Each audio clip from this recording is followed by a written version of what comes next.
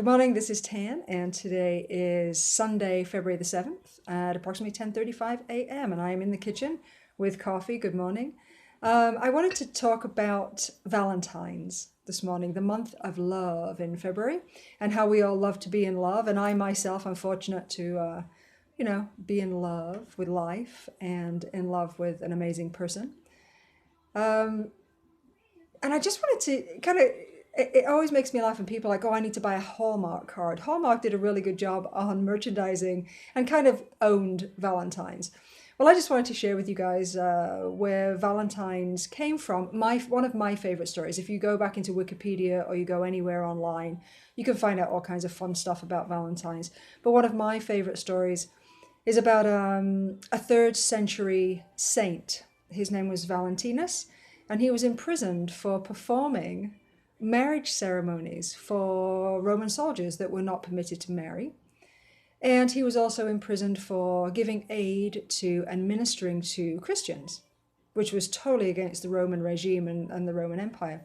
So he was imprisoned for that. And whilst he was in prison, apparently he healed his jailer's daughter. And it's very sketchy. They don't say what he healed her from, but apparently he healed his jailer's daughter. And we're all thinking inside, yay, good for Valentinus. He's going to be released. He's going to get out. He did a good thing. No, unfortunately not. He was still executed, but his lovely end of life note went to the jailer's daughter, and he actually signed it, Your Valentine.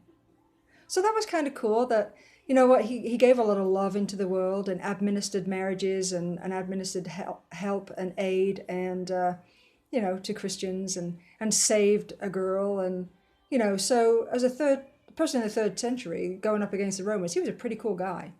So he was actually sainted, which is pretty cool. And that's one of my favorite stories because it's so far off the beaten track from a Hallmark moment. One of my other favorite stories for Valentine's is the pagan festival that's celebrated, and it's called Lupercalia. And Lupercalia was a pre-Roman pastoral festival between the dates of February the 13th and 15th.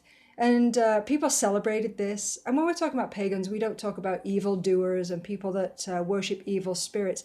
Paganism is very much about giving back to Mother Earth and respecting Mother Earth, and is very much an earthbound belief system. So it's nothing to be afraid of. And I think we've kind of come a full circle where people go, oh my gosh, pagans, they're to be feared. They're not. They're very much, I use the term loosely, tree huggers, because it's all about Mother Earth and respecting all living things and the circle of life and always giving back to the earth and putting that energy out there. So between this, what are we saying, the third century, I think, actually, no, it was earlier than the third century. It was pre-Roman, so it was very, very early on in our existence.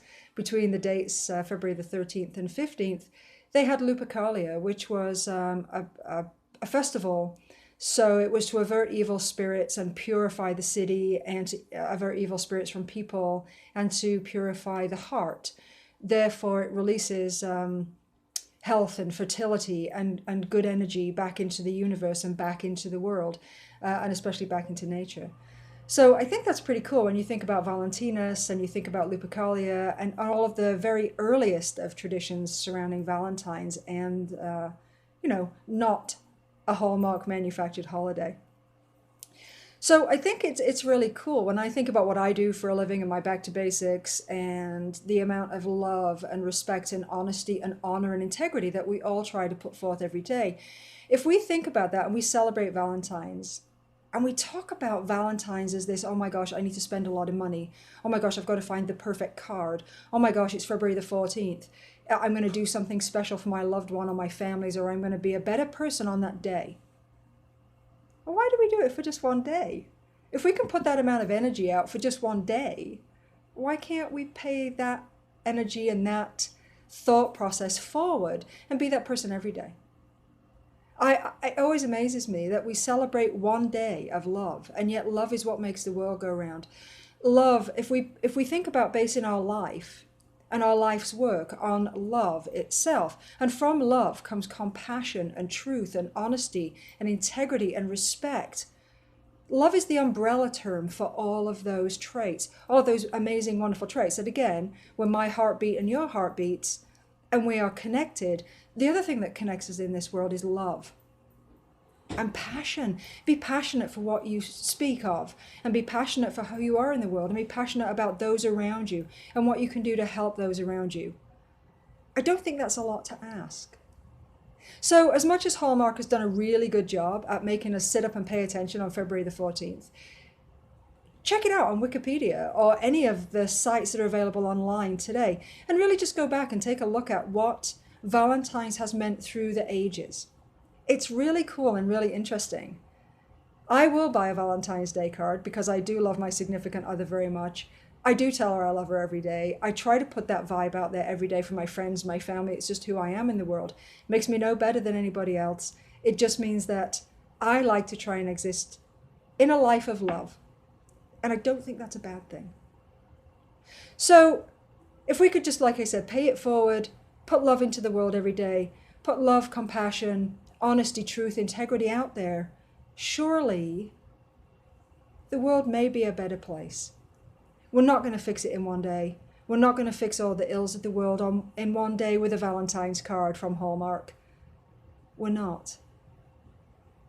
But you know what? It's a place to start.